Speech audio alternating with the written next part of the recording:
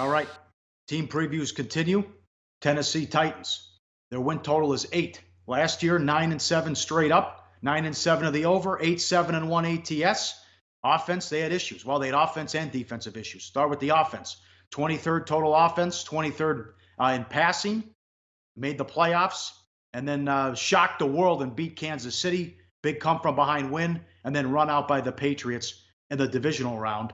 They change everything. Malarkey's out, Vrabel's in, new OC, new DC. They also struggled against the pass. So even though they made the playoffs, there's a lot of things they can fix. And I know Vrabel had a good opening I don't know about the hire, but he had a good opening press conference saying we have to do a better job with Mariota and some of the plays we call. Yeah, Tennessee's a really interesting team to talk about. A team that's lined exactly at 500, over under 8 wins. And yet a playoff team from a year ago that fired their coach, fired their offense coordinator, fired their defense coordinator. That is weird. It doesn't happen, but it also speaks volumes about how good this team was or wasn't last year. They were lucky, and the markets note that. And the markets note that with lining them at 8 wins. They stole a handful of wins late in ball games. They had the must-win games in December. They lost to Arizona. They lost to San Fran. They lost to Miami. They lost to Oakland. They needed overtime to beat the Browns. And obviously, they lost by 3 touchdowns in the postseason. The market viewed them as a fairly weak 9-7 team, and a team more likely to decline than to improve in 2018. And look, you look at the stats, and you're right. The stats were mediocre last year. The 23rd offense, the 13th defense, they weren't good against the pass. They were -4 in turnovers, 21 takeaways, 25 giveaways. And then you go through that coaching staff. Let's talk about the coaching staff for just a minute.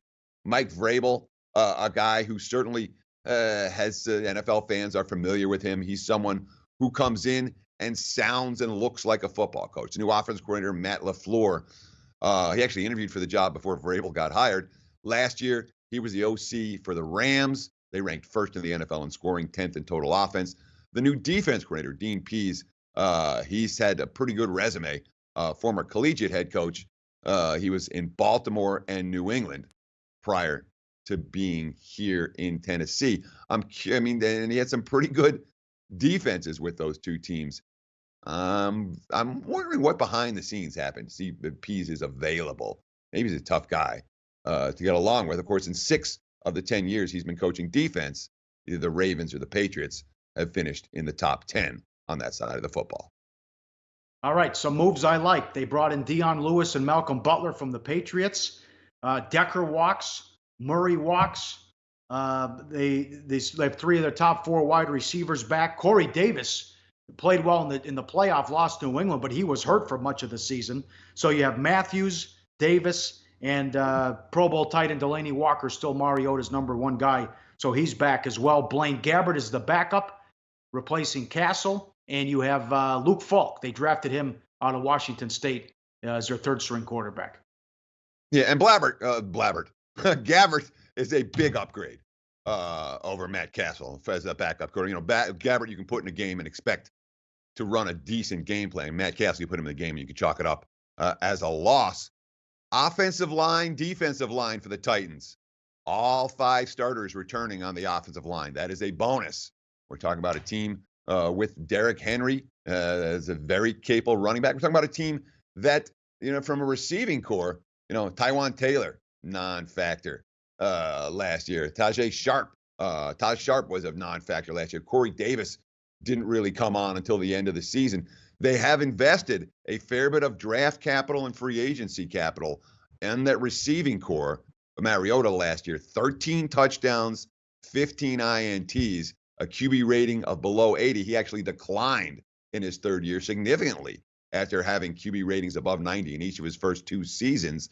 With the receiving core they have, the offensive line they have, Marcus Mariota is supposed to be significantly better this season than he was a year ago. So Pease takes over now, and they were the 25th ranked pass defense last year. They throw all day on them. So they had Butler from New England to go with Ryan and also Adoree Jackson. So we'll see if he's able to come in and fix that. That's been an issue the last couple of years. What do you think of that, the defense, and also the schedule? Well, I mean, defensively, look, this secondary looks good. Let's not forget the safety. Kelvin Byrd's a all-pro guy. Jonathan Cyprian can play.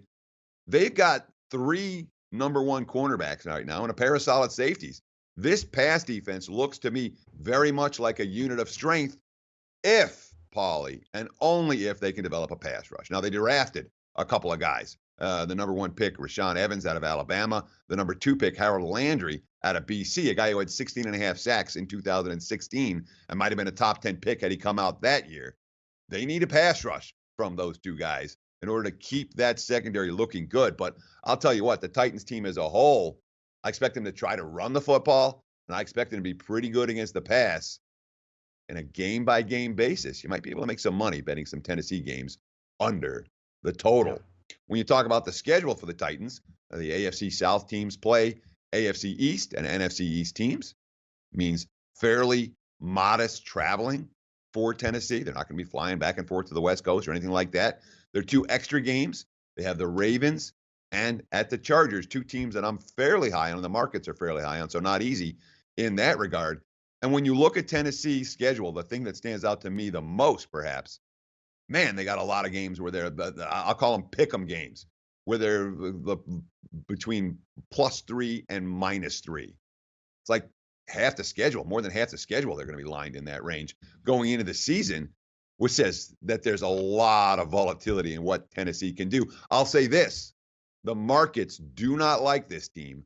I've already seen Titans money. We've already seen Titans under money coming in, and I expect to see more Titans under money coming in. If you want to bet against Tennessee, there's no urgency. Take your time. If you want to bet, if you want to bet against Tennessee, do it sooner rather than later. If you want to bet on Tennessee, there's no urgency. Take your time. Like the show?